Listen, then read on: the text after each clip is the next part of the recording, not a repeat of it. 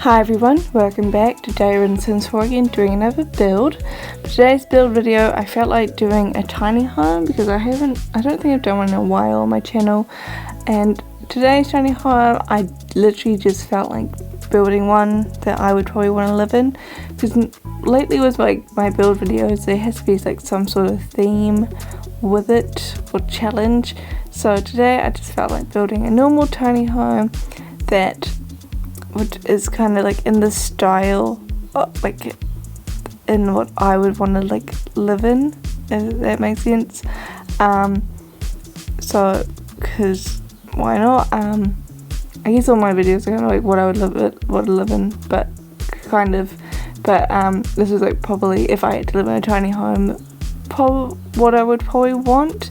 I don't want to live in a tiny home personally, but if I had to, is what it would probably be like.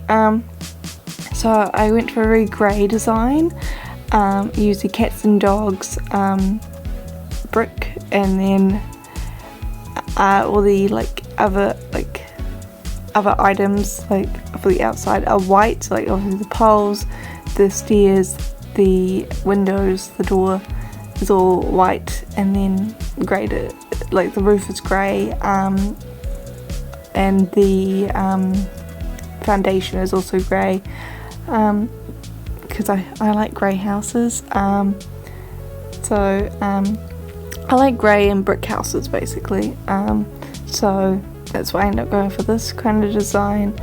Yeah, but that's basically the outside done. I do add another room at the back, just because I had a few extra tiles. I knew might as well use as many tiles as possible while building a tiny home, because you don't want, if you're allowed the space, you might as well use it. And I was following the rules of a tiny home today. Sometimes I kind of don't, because I want like an extra like a pathway or something, and I can't, and then it like counts as not being a tiny home, even though the house itself is tiny under the tiny home. So but today the full thing is just actually fits in for a tiny home technically. So yeah, it's got the bathroom at the back and then a very small bedroom to that fits a double bed and like a side table. That's about it. So for the kitchen I went for a grey design, grey and white design, just because again I like grey. You'll find that out in this video. And even though I don't really go for grey designs normally, but it's the style I would want. And then just some white counters, and yeah. I was trying to decide, do I have a dining table or do I have extra seating at the kitchen? So I ended up going for extra seating at the kitchen, just because I would prefer that, I guess, instead of having like a big dining table. There is no dining table in this build. So for the living room I ended up going for this corner seat, because I thought it worked quite well with the space, because it's an awkward spot to have a living room. Just have like the tiny living coffee table, and I have a little side table as well, just to give as much like table space, I guess. It's not really storage, but it's still like an extra thing there because it's quite small. It works with the space, I guess. And then just have a little radio on the coffee table as well, just to give the Sims as many like opportunities to do things, I guess, to get their skills up. For the bedroom I actually went for a pink design. Yeah, I also love like a soft pink as well, so that's why I wanted to bring that into the bedroom. I used a Dream Home Decorator bed and side table, and then I used the tiny living set of drawers, and I have a Dream Home Decorator shelf on top. I forget to put something on the shelf on top, and it's like I don't know why. That would have made sense, but I had the clothes hanging, but I should have put something like in the actual shelf, but it's done now. So next up I just put a desk in this corner, again, to just give your Sims some like skill building stuff. I could have put like a dining table there, but I wanted a desk more, so I ended up using the desk from university, I think it is, and then yeah, the matching chair. For the bathroom, it's just your normal bathroom, nothing too exciting there. A very modern black and grey and white. It's the colour scheme again, just to also give that modern feel. Nothing too exciting about that. It's literally like every other bathroom I build. Nothing really changes there. I ended up putting a bin in that corner next to the doors because I forgot to put a bin in the kitchen. It wouldn't fit in the kitchen either, so it just made sense to put there.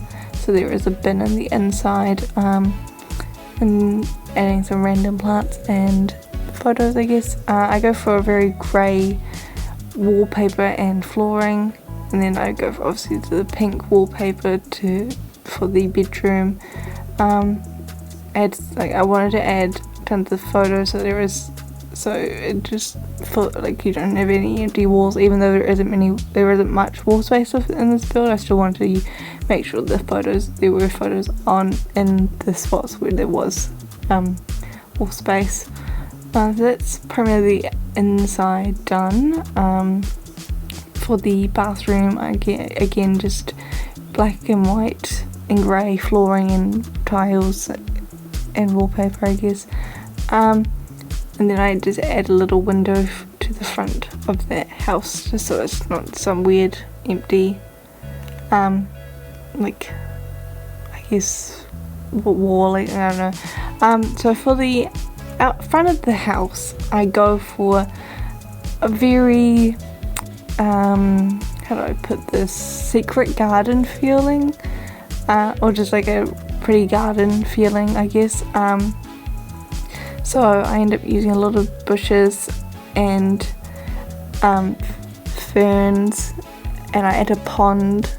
Just go for one of the front of the house to be really pretty when you like walk past, because I feel like if you got like a tiny like cottage, because this is basically a tiny cottage with like a modern style, you kind of want a nice pretty pond, I guess, or like a front of house, like the front of house being really pretty, I guess. So yeah, just have a little pond and some just fill it up with tons of flowers, and yeah, I have a little bench as well, just because yeah. So I add a full fence around the back of the house, so because I end up using quite a big lot for this build, I didn't really know what to do with the back, so I end up adding a pool, because it's literally something to put there, I guess. I need to find more creative things to put out the back of houses, because right now I always end up just adding like pools or ponds, I guess, because it just makes sense to me. And then I have a little seating area, because obviously you don't have very much seating area in the inside because the living room is very small. So I wanted the outside to be as functional as possible, so I have the outdoor seating, and then I have a barbecue and a bin as well out there, and some more chairs, just so that your Sims have somewhere else to go, so they're not trapped in such a small home all the time, I guess, even though like it's probably only one Sim living there, maybe two, they could live here. And yeah, I end up putting bushes or fully around as well, because it is so big that the best way to like fill up that space is with plants, I guess. But that's really about it, so I think I'm gonna wrap it up here. Thank you guys so much for watching, and I'll see you again soon with another video. Bye.